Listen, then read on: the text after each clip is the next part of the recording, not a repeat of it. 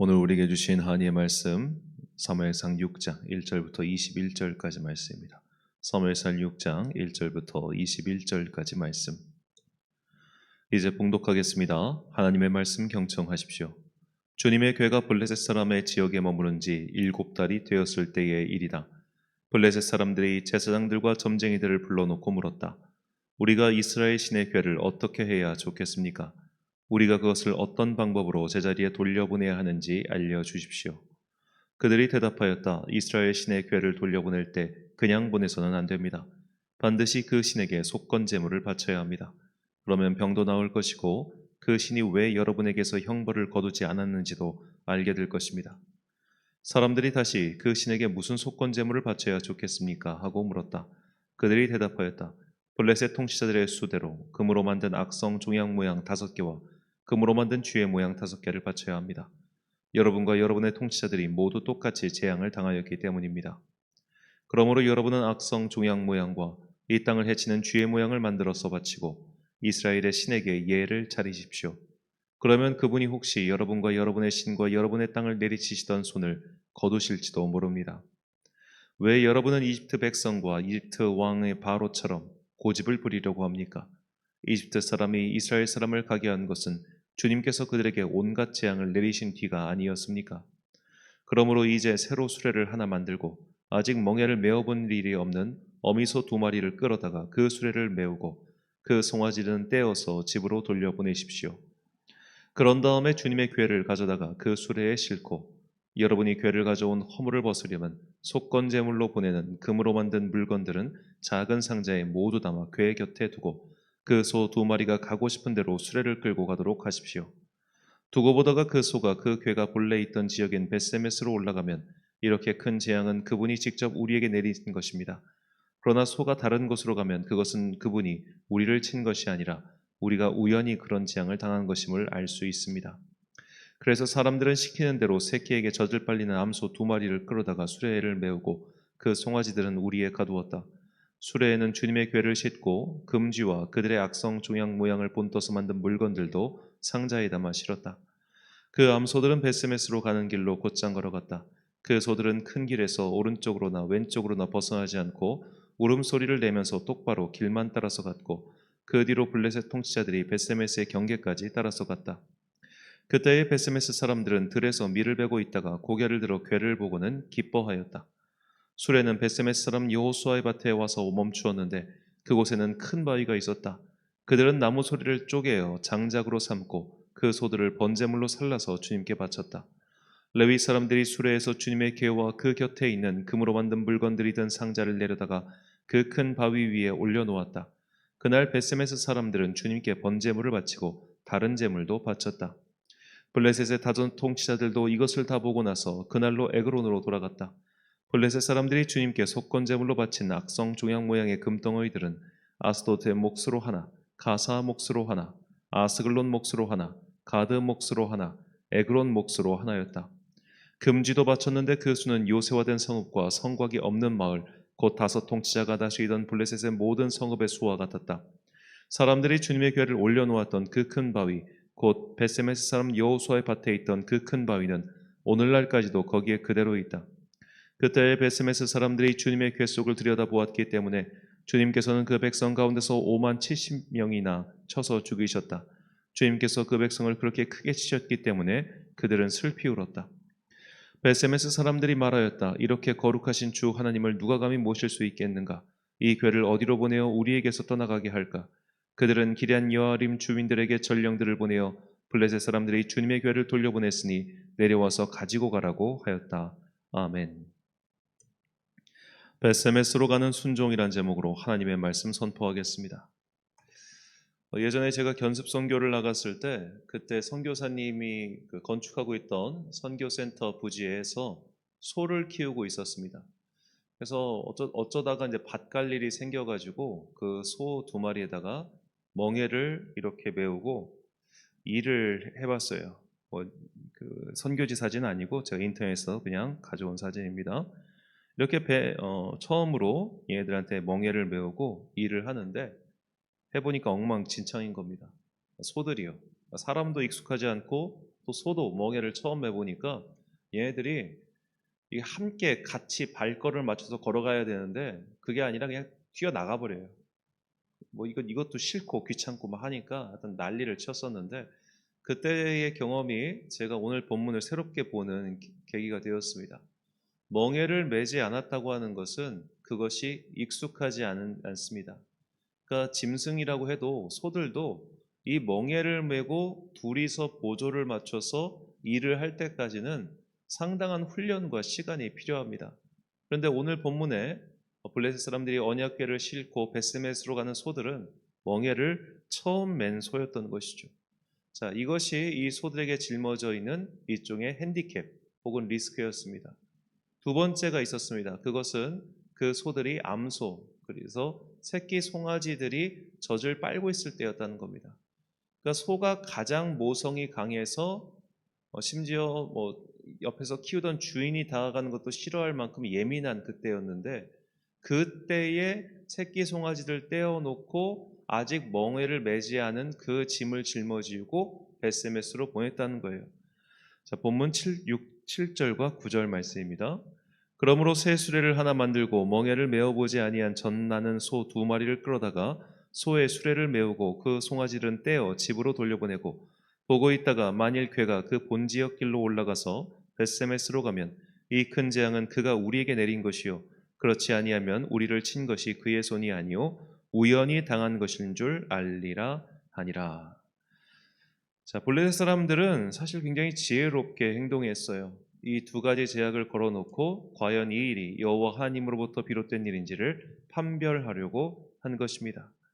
자, 이 암소 2마리는 이런 두 가지 제약을 이겨내고 목적지인 벳세메스로 똑바로 직진합니다.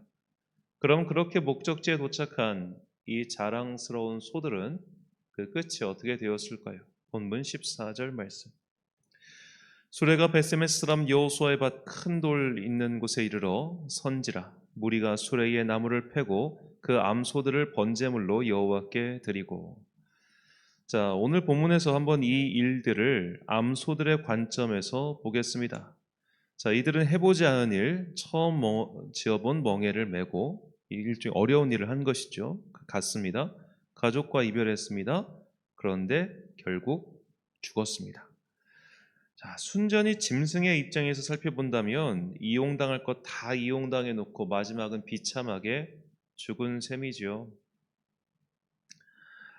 자, 만약에 소라고 하는 짐승이 우리가 좀 일상생활에서 자주 접하는 소 고기는 봐도 소를 접하지 않으니까 좀 감정이입이 안 된다면 한번 개로 바꿔보십시오. 우리 집 개, 내가 참 사랑하는 우리 집 강아지가 정말 이렇게 해보지도 않은 것 때문에 고생하다가 자기 새끼랑도 떨어져서 막 가족들이랑 이별해가지고 막 낑낑거리다가 마지막에 비참하게 죽었대. 그러면 슬프지 않겠어요? 자, 이런 굉장히 슬픈 일이 사실 벳세메스로 가는 소들의 모습이라면 때로는 하나님을 섬기는 사람들의 순종의 모습이 바로 이럴 때가 있다는 겁니다. 익숙하지 않은 곳, 낯선 나라, 때로는 위험한 곳에 가서 열심히 주님의 일을 했습니다. 당연히 가족들과도 떨어졌고 사랑하는 사람들과도 모두 이별을 한 상태였습니다. 그런데 그 끝이 죽음이에요. 그러면 사람들이 그 죽음을 가리켜서 어떤 말을 할까요? 자, 제가 이제 개척하고 나서부터 계속해서 이제 때마다 기도를 하는 것인데요. 북한에 얼문된 선교사님들이 계십니다. 김정욱, 김국기, 최춘길, 그리고 탈북민 출신의 김원호, 함진우, 그리고 고현철 선교사님입니다. 이분들 모두 10년 가까이 생사가 확인되지 않고 있죠. 자, 그러면 이렇게 10년 가까이 자국민들의 생사가 확인되고 있지 않은데 왜 우리나라 정부는 보수든 진보 정권이든 상관없이 한 번도 공식적으로 북한에게 이들의 송환을 요구한 적이 왜 없을까요? 국민들이 이분들에게 관심이 없기 때문입니다. 작년쯤에 이제 또 북한에 억류된 한국 선교사님이 이제 풀려났습니다. 근데 이분은 국적이 미국이에요. 그래서 이렇게 풀려났는데 잘 아시겠지만 이제 캐나다 큰빛교회 임현수 목사님이 북한에서 31개월 노동교화형 하시다가 풀려나셨는데 그분도 국적이 캐나디안입니다. 그러니까 캐나다 사람, 미국 사람은 풀어주지만 한국 사람은 풀어주지 않아요. 한국 정부가 아무 일도 하지 않기 때문입니다. 그럼 한국 정부는 왜 아무 일도 하지 않느냐? 보수 정권이든 진보 정권이든 왜 아무 일도 하지 않는가? 국민에게 이것이 인기가 없기 때문입니다. 실제로 뉴스, 이분들에 관련된 뉴스 댓글을 살펴보면 이런 식의 글이 대부분입니다. 왜 하지 말라는 짓 해가지고 화를 자초하냐? 왜 네가 하지 말라는 짓 해가지고 국가에 피해를 입히느냐? 왜 네가 가지 말란 곳 가가지고 국력을 낭비하게 하느냐? 저것들한테 돈 물어야 된다. 이게 우리나라 국민들의 반응입니다. 그러니까 미국이나 캐나다처럼 어떤 일을 했던 간에 그가 우리나라 국민이기 때문에 구해줘야 된다. 이게 없어요. 대표적으로 2007년에 한 교회에서 아프가니스탄 선교사를 갔다가 그것에서 피랍당해서 사람들이 사망하는 일이 벌어지지 않았습니까? 우리 관점에서 보면 순교인데 그 당시에 대다수의 정말 많은 국민들, 심지어 기독교 내부에서도 그들을 비판하는 목소리가 얼마나 높았는지 아십니까? 제가 그때 학교 다닐 때라서 정확하게 아니다, 군대에 있을 때구나. 2007년이니까요. 그런 식으로 우리가 이렇게 위험한 곳에 가서 위험한 일을 했음에도 불구하고 더구나 하나님의 뜻에 순종해서 그 일을 했는데도 대다수의 사람들이 등을 돌리고 비난하고 욕할 때가 분명히 있어요. 그럼에도 불구하고 끝까지 그 일을 한 사람, 그런데 마지막이 참 안타까웠던 사람, 그러나 우리는 그 마지막을 영광으로 여기는 한 선교사가 있죠. 영국 출신의 토마스 선교사입니다. 그가 20대 시절에 중국 선교의 꿈을 품고 상하이를 향해서 배를 타고 갔습니다. 그런데 상하이에 도착한 지 얼마 되지도 않아서 그의 부인이 난산 끝에 사망합니다. 애라도 살았느냐? 애도 같이 죽었어요. 자, 20대에 청운의 꿈을 안고 나의 삶을 주님께 바치고자 중국 상해에 도착했는데 도착하자마자 그의 아내와 자식이 죽습니다. 이 마음이 얼마나 괴로웠겠습니까? 그때 토마스 선교사가 이제 조선에서 온 어느 사람들을 만나가지고 조선 사람들에게 목사가 필요하구나, 조선 사람들에게 성경이 필요하구나 그 생각 그렇게 마음을 바꿨어요. 그래서 처음에 목적지였던 중국 선교에서 조선 선교로 목적지를 바꾸고 이제 미국의 상선 제너럴 셔먼호를 타고 평양으로 갔는데 도착하자마자 죽습니다. 그의 나이 28대입니다. 자, 가보지 않은 곳, 해보지 않은 일을 하기로 결정했습니다. 주님을 위해서입니다. 가족들과 이별했습니다. 사랑하는 친구들과 떨어졌습니다. 주님 때문이었습니다. 그렇다면 그 마지막은 조금 좀 영광이 있든지 평화가 있든지 좋은 일이 있든지 하면 좋을 텐데 그런 것 전혀 없이 마지막조차 비참한 죽음이라고 할 때 누가 교회 다니려고 하겠습니까? 제가 지난주 수요일에도 말씀드렸지만 한국교회 개신교인들에게 한국교회 교인들에게 물었어요. 당신 왜 신앙생활 하느냐? 영혼의 구원과 영생을 위해서 신앙생활을 한다는 비율은 36%입니다. 36%. 나머지 64%는 건강과 교제와 그리고 어쩔 수 없이 가족 때문에 이게 대다수의 답이었어요. 그러니까 한국교회 교인 중에 6.5명은 현세적 목적을 위해서 신앙생활을 하고 있다는 거예요. 내세적 목적, 천국 그런 것을 바라보며 신앙생활을 하는 비율은 3.5%밖에 되지 않습니다. 실제로 예수님의 재림과 종말과 천국과 지옥을 믿는 사람은 전체 교인 10명 중에 6명밖에 안 된다는 통계조사도 나와 있죠. 아마 세월이 갈수록 이건 더 떨어질 겁니다. 종말과 부활과 재림을 믿는 사람들이 날이 갈수록 줄어들 거예요. 그러면 교회는 왜 이렇게 줄어들고 있느냐? 이런 걸 선포하지 않으니까. 이런 거 선포하면 저도 해봤어요. 선포하잖아요. 성도들의 반응이 없습니다. 여러분 복 받을 거예요. 여러분 평안하세요. 주님께서 여러분을 사랑하세요. 이 얘기를 하면 아멘이 크게 나오는데 죽기까지 순종하고 우리가 천국을 바라보며 살고 천국에서의 보상을 바라보며 현세의 어려움을 극복합시다. 이러면 아멘 소리가 안 나와요. 왜요? 죽고 난 이후의 보상에는 관심이 없으니까. 오늘 여기서 보상받고 오늘 여기서 영광을 누리고 싶은 것이 솔직한 우리의 마음이기 때문입니다. 우리의 순종이 이렇게 벳세메스로 가는 소와 같은 결말을 맞이한다면 어떤 기분이겠습니까? 낯설고 위험한 곳에서 오직 하나님 나라를 위하여 목숨을 걸고 일했지만 사람들의 외면을 받으면서 그 누구도 함께하는 이유 없이 결국 죽고 만다면, 잊혀진다면 어떤 기분이 들겠습니까? 이런 세상의 풍토 속에서 익숙하지 않은 일, 가보지 않은 나라, 가족과 떨어지고 사랑하는 이들과 떨어져서 그 마지막은 심지어 벳세메스로 가는 소처럼 그렇게 받쳐지는 사람들이 아직도 있습니다. 저는 그런 분들을 너무나 존경하고 또 그런 의로운 분들이 있기 때문에 아직 이 세상에 하나님의 심판이 지연되고 있다고 믿습니다.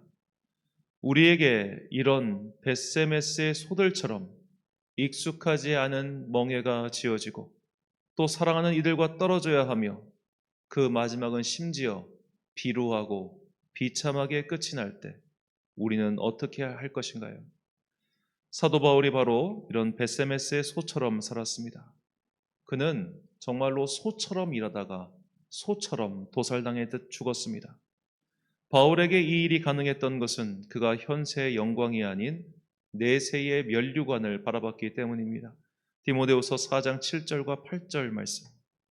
나는 선한 싸움을 싸우고 나의 달려갈 길을 마치고 믿음을 지켰으니 이제 후로는 나를 위하여 의의 면류관이 예비되었으므로 주 곧 의로우신 재판장이 그날에 내게 주실 것이며 내게만 아니라 주의 나타나심을 사모하는 모든 자에게도니라.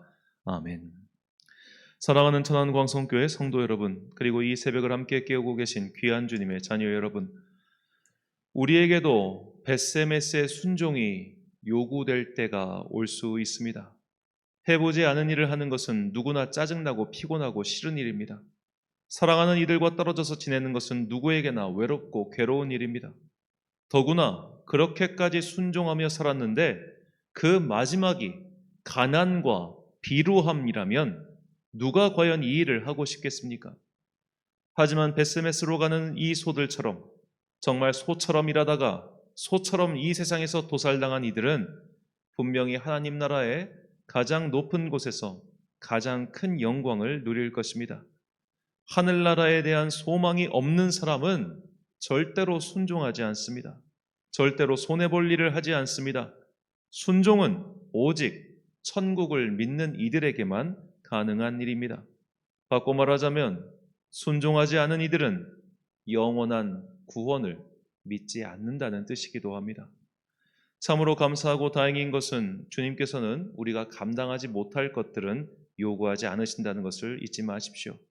그러므로 나에게 이런 익숙하지 않은 순종, 때로는 사랑하는 사람들과 이별을 감내해야 되는 순종, 심지어는 그 마지막이 보장되지 않은 순종이 온다 할지라도 우리의 영혼을 살리시고 마지막에 우리에게 영광의 면류관을 내리실 수 있는 그 영원하신 주님을 믿고 순종의 멍에를 짊어지시기 바랍니다.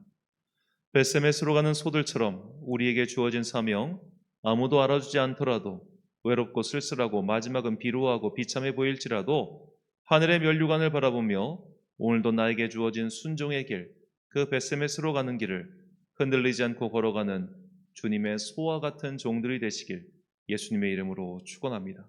기도하겠습니다. 사랑과 은혜가 충만하신 아버지 하나님, 우리는 소처럼 일하다가 소처럼 외롭게 죽임을 당할 수도 있는 그런 마지막이 있을 수도 있다는 것 깨닫게 해주시니 감사합니다. 우리는 분명히 지상에서의 영광을 바라고 있습니다. 지상에서의 보상을 바라고 있습니다. 적어도 내가 하는 일을 누군가는 알아줬으면 좋겠고 누군가를 통해서 보상을 받았으면 좋겠다는 그런 마음을 분명히 갖고 있습니다. 그러나 주님, 이런 마음조차도 다 내려놓고 설령 우리의 순종의 마지막 귀결이 저 비루한 십자가 같은 죽음이라 할지라도 그 죽음을 감내하시고 십자가에 달려 돌아가신 하나님의 아들 예수 그리스도를 바라보게 하여 주옵소서. 하나님의 아들이신 예수님께서도 그 십자가를 짊어지셨는데 우리가 무해라고 그 십자가를 거부하며 나는 이런 거 싫어, 난 이렇게 안 할래 라고 한단 말입니까? 주님께서 우리에게 순종의 멍에를 지어 주실 때 그것을 마냥 거부하는 어리석은 자 되지 않게 하여 주옵소서. 주님께서 우리에게 감당할 수 있는 시험을 주시며 우리가 그 순종을 잘 감당해낼 때 주님께서는 분명히 이 땅에서의 보상이 없다면 저 하늘나라에서 영원한 영광의 면류관을 주실 것을 믿습니다. 나의 마지막이 외롭고 쓸쓸하고 아무도 알아주지 않는 비루한 최후라 할지라도 그 마지막을 향하여 묵묵하게 소처럼 걸어가는 순종의 자녀들 되게 하여 주옵소서. 한 주간의 중간인 수요일입니다. 오늘도 시간과 공간을 구별하여 주님께 기도하고 예배하는 모든 자녀들에게 복과 은혜 내려 주시옵시고 우리가 하나님을 이용하려고 하는 자가 아니라 하나님께 순종하며 주님의 영광을 위하여 살아갈 수 있는 그런 기쁨의 자녀 되게 하여 주옵소서. 오늘 하루도 참 좋으신 우리 주님의 은총과 평강이 모든 성도와 함께 하시길 간절히 소망하오며 이 모든 말씀 우리 구주 예수 그리스도의 이름으로 기도드립니다. 아멘. 오늘의 기도 제목입니다. 현세의 고민이 너무 커서 순종의 부르심을 외면하고 있지는 않았습니까? 벳세메스로 가는 소들의 모습을 통해 나에게 부족한 순종의 모습이 무엇인지 묵상해 보시기 바랍니다.